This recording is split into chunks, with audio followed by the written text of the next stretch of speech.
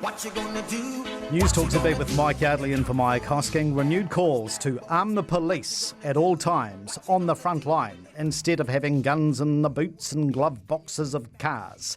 It comes after a resurgence in a very concerning one of gun violence. The Police Association president says it is out of control and the officers are worried for their safety.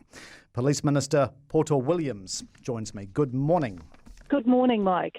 Let's start with the armed response teams. Why are you against reinstating them?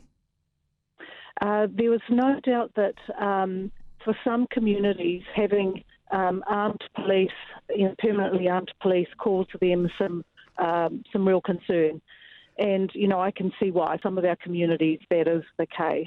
I'm all in favour of supporting our police to be armed when they need to, but I've been on record to say that I don't support the permanent arming of our police service. Just on the ARTs, those communities, Minister, you talk about, those communities who expressed concerns, there was a lot of noise from Action Station, Just Speak, and People Against Prisons Aotearoa. Do you respect those groups? Do they represent the public pulse? I'm speaking more of the Māori and Pacific communities for whom their interactions with the police over the years have not been, that great. And if we have a look at the statistics, Mike, Māori and Pacific populations are stopped more, charged more, arrested more. So for those communities to have permanently armed police is a real difficulty for them. So those are the communities I'm talking about. What is your view of Action Station? Look, I don't have a view about necessarily about some of the things that they do.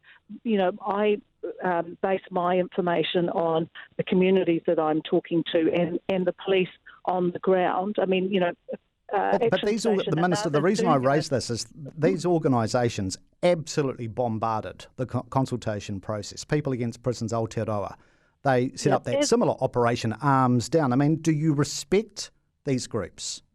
Should they be respected? Well, I respect the people that who have a view. Whatever controversial issue comes up, Mike, we are bombarded by one side of the argument or the other.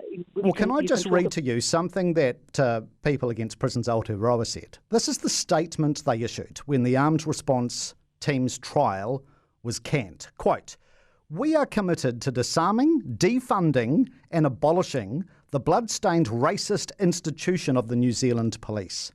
So why are you giving these radical groups, Minister, the time of day?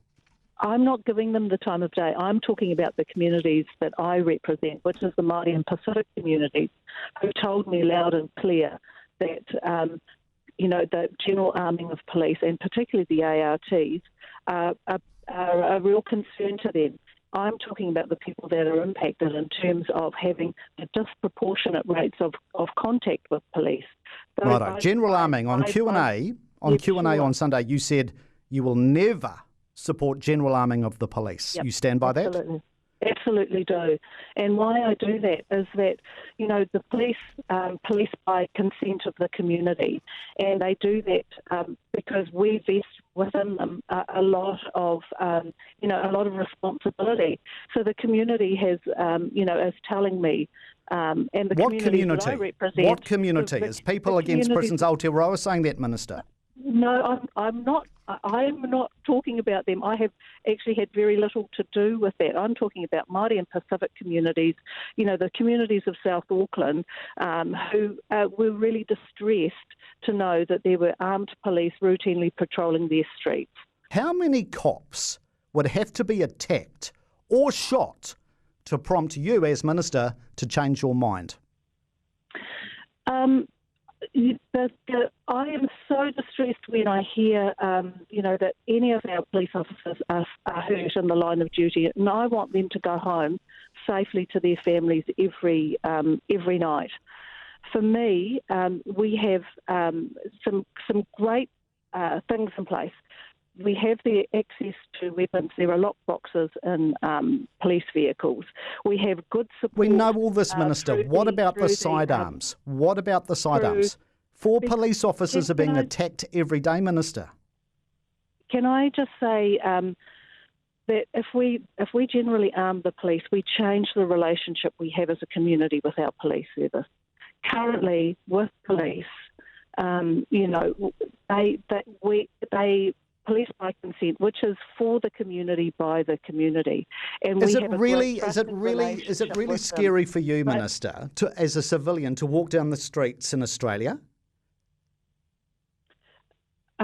We're not talking about, that's quite a different environment we're talking about. It's a very similar environment to New Zealand compared to the United States, which is conveniently used, isn't it, as a comparison? I'm talking with frontline officers and with other officers every day, and there is a range of views that they have. But one thing that they're very clear of, having access to firearms when they need it and having the confidence in dealing with scenarios are the things that keep them the safest. After the tragic death of Matt Hunt, the Commissioner put in place the Frontline Safety Improvement Program, and I'm talking about, scenario training that is giving our police confidence in dealing with the really difficult situations that they go Right, just finally, the overwhelming majority of cops support general arming. So what's your message to them? Because they'll be listening to you saying, Minister, you are tone deaf to our needs. I know that that they want to get home to their families at the end of the day, and I want for them to do that. We are supporting them with ensuring that they are trained well, that they've got access to firearms when they need it, and that they can deploy those specialist AOS and other teams to support their work. But I won't support general arming because it will fundamentally change the nature of our relationship with our police. Well, Minister, I think that relationship does need to change. Thank you very much for your time. 16 to 8.